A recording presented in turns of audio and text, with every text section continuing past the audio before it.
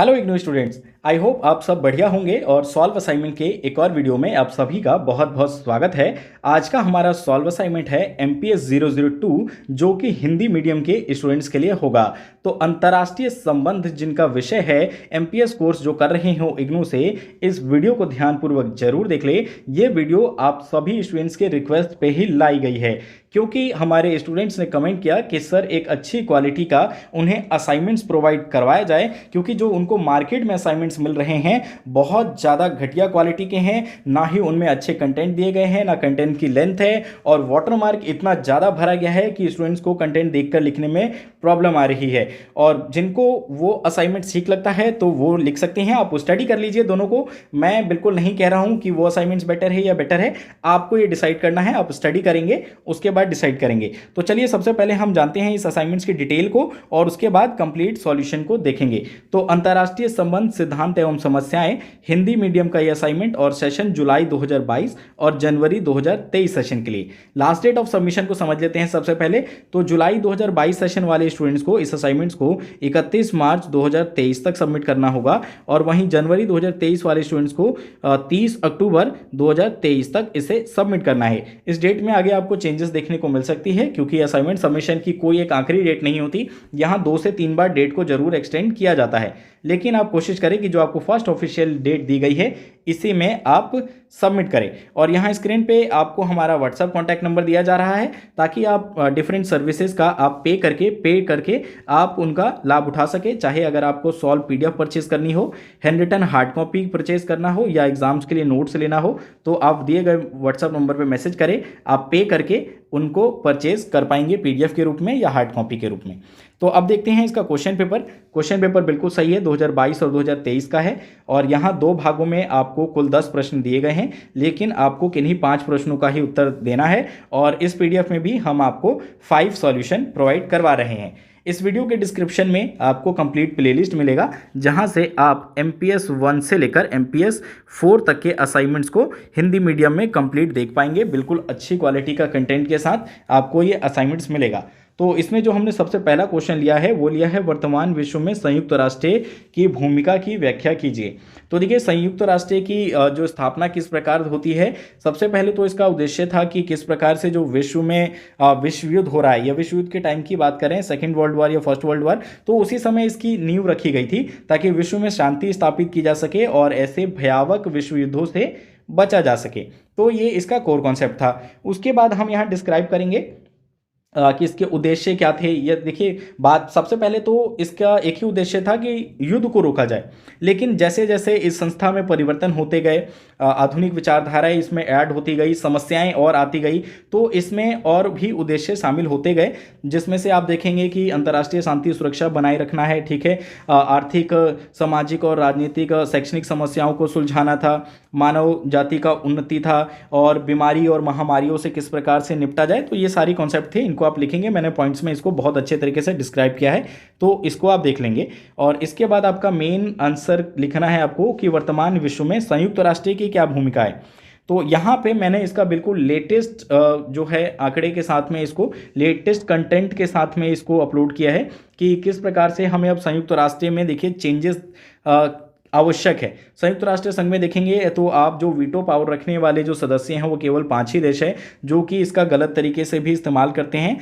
तो अब भारत के द्वारा ही नहीं, अन्य विश्वों के द्वारा भी मांग की जाती है कि इस संगठन में परिवर्तन की आवश्यकता है। कुछ और सदस्य, खासतौर से भारत को इसमें जरूर एक स्थायी सदस्यता मिलनी चाहिए। और इसकी एक सबसे बड़ी कमी ये भी बताई गई है कि बहुत हद तक क्या, ये काफ़ी मतलब बिल्कुल टोटली युद्ध को रोकने में ये असफल रहा है।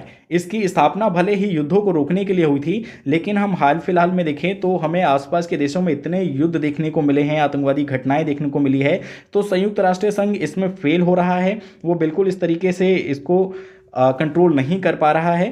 तो ये सारे इंपॉर्टेंट आप आंकड़े इसमें लिख सकते हैं। और इसमें एक और कॉन्सेप्ट हमने यहाँ ऐड ऑन किया है कोविड सिचुएशन को लेकर कि कैसे संयुक्त राष्ट्र संगठन जो था इसमें भी उसने कोई रचनात्मक योगदान नहीं दिया, क्योंकि कोविड के लिए सभी विश्व ने ये माना कि और जाना कि चीन के द्वारा इसका कैसे फैलाव किया गया था, लेकिन उसके बावजूद भी उन पे कोई भी कार्यवाही नहीं की गई, उसके लिए संयुक्त राष्ट्र संघ ने उसको दोषी तक नहीं ठहराया। तो ये बहुत बड़ा फेलियर है संयुक्त राष्ट्र संघ के लिए। ये सारी चीज़ें आप इसमें लिखेंगे। नेक्स्ट क्वेश्चन आता है हमारा, अंतर्राष्ट्रीय आतंकवाद को परिभाषित कीजिए और राष्ट्रीयवाद किस प्रकार से आतंकवाद का मूल बिंदु बना हुआ है। तो सबसे पहले हम बताएंगे कि आतंकवाद का अर्थ क्या है, आतंकवाद होता क्या है, और उसके बाद बताएंगे अंतर्राष्ट्रीय आतंकवाद के बारे में।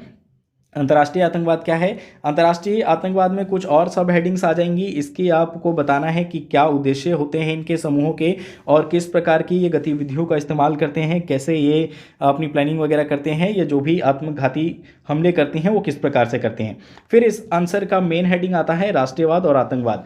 तो यहाँ आप इसको डिस्क्राइब कर सकते हैं कि कैसे आतंकवाद जो है टारगेट करता है राष्ट्रवाद को। अगर कोई देश राष्ट्रवादी रूप से कमज़ोर है या उसमें एकता नहीं है तो उस देश को तोड़ना इन आतंकवादियों के लिए बहुत ज़्यादा आसान हो जाता है। उस देश को टारगेट करते हैं और केवल देश ही नहीं, ऐसे व्यक्ति चाहे वो नेता हो या आम जनता हो, जो भी राष्ट्रवादी है उनको ये आतंकवादी लोग हमेशा टारगेट करने की कोशिश करते हैं, उनको जान से मारने की कोशिश करते हैं। तो राष्ट्रवाद को देखिए टारगेट करता है आतंकवाद, हमेशा राष्ट्रीय प्रतीकों के ऊपर हमला करेगा, राष्ट्रीय नेताओं के ऊपर हमला करेगा और उस देश की अखंडता को तोड़ने की कोशिश करता है। ठीक है, ये कॉन्सेप्ट भी आपको समझ में आ गया होगा। फ्रेंड्स, ये जो असाइनमेंट्स है ये केवल असाइनमेंट्स के लिए आपके लिए इंपॉर्टेंस नहीं है, एग्जाम के पॉइंट ऑफ व्यू से भी ये सारे क्वेश्चन बहुत इंपॉर्टेंट हैं, इनको आप जरूर स्टडी करेंगे। इसलिए मैं आपको ये डीपली समझाते हुए चल रहा हूं ताकि आपको कॉन्सेप्ट थोड़ा बहुत समझ में आ जाए कि ये किस प्रकार का क्वेश्चन है और इसमें आपको लिखना क्या है। अगला क्वेश्चन आता है, निर्जातीयता क्या है, निर्जातीय युद्धों के कारणों की व्याख्या कीजिए। तो इसके ऊपर मैं आपके लिए एक सेपरेट वीडियो लेके आऊंगा क्योंकि ये क्वेश्चन एग्जाम में और असाइनमेंट्स में लगातार 4-5 सालों से पूछे जा रहा है। क्योंकि इस कॉन्सेप्ट को समझने में स्टूडेंट्स को दिक्कत आ रही है। सबसे बड़ा प्रॉब्लम तो ये हो जाता है कि वो इसी चीज़ को नहीं समझा पाते कि निर्जातीय और संजातीयता क्या है। वो कोई स्टूडेंट्स दोनों को अलग अलग समझते हैं, ये एक समझते हैं, इसमें आप कंफ्यूज रहते हैं। तो इसके लिए मैं अलग से एक आपके लिए सेपरेट वीडियो लेके आऊँगा। और यहाँ भी बता दूँ, निर्जातीय और संजातीय देखिए एक ही होते हैं, तो इनका एक अलग भाषा, संस्कृति या इनका एक समुदाय होता है जो अन्य समुदायों से डिफरेंट होते हैं। तो इसको आप सिंपल में समझ लीजिए कि ये निर्जातीय है। इनकी उत्पत्ति क्या किस प्रकार से होती है, इनकी क्या विशेषता है, ये सब आप बताएंगे। और सबसे इंपॉर्टेंट पार्ट कि इनके पहचान के लिए ये युद्ध क्यों करते हैं, तो युद्धों के क्या कारण होते हैं इनके। तो इनको डर रहता है कि इनकी पहचान खो जाएगी और आत्मसातकरण का भय होता है इनको। अपेक्षित वचन या भेदभाव समझते हैं कि भेदभाव होगा हमारे साथ, और विवशता का भाव होता है जिनकी वजह से ये आंदोलन करते हैं। फिर इसमें हमने निष्कर्ष को भी ऐड किया है। देखिए, ये आप पूछ सकते हैं कि सभी क्वेश्चंस में आपको यहाँ निष्कर्ष या भूमिका इंट्रोडक्शन क्यों नहीं दी गई है। देखिए, जहाँ पे नेसेसरी है, जहाँ आवश्यक है जिस क्वेश्चन में, वहाँ हमने ऐड किया है।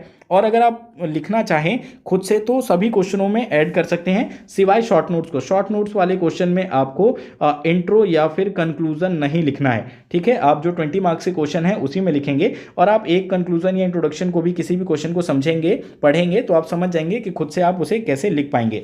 अगला क्वेश्चन है यथार्थवादी सिद्धांत और लोकतांत्रिक शांति सिद्धांत। तो अंतर्राष्ट्रीय संबंध का यथार्थवादी सिद्धांत क्या कहता है और लोकतांत्रिक शांति सिद्धांत क्या कहता है, इसको यहाँ डिस्क्राइब किया गया है। इसको भी आप देख लीजिए और इस वीडियो के डिस्क्रिप्शन में कंप्लीट प्लेलिस्ट मिलेगी जहाँ से आप बाकी असाइनमेंट्स के वीडियोस को भी देख पाएंगे। अगर किसी स्टूडेंट्स को इस असाइनमेंट का हैंड रिटन हार्ड कॉपी का ऑर्डर देना हो तो भी हमें व्हाट्सएप पे मैसेज कर सकता है। अगला क्वेश्चन नंबर 9, अंतर्राष्ट्रीय संबंध के प्रति मार्क्सवादी दृष्टिकोण और इसका पार्ट खा, नौ उदारवाद क्या है। अंतर्राष्ट्रीय संबंध का नौ उदारवादी सिद्धांत इसमें आपको बताना है। और इस प्रकार से ये सभी हमारे 5 क्वेश्चन समाप्त हो जाते हैं। ये वीडियो कैसी लगी कमेंट करके जरूर बताएं और हमारे चैनल को सब्सक्राइब करना मत भूलिएगा। Thanks for watching.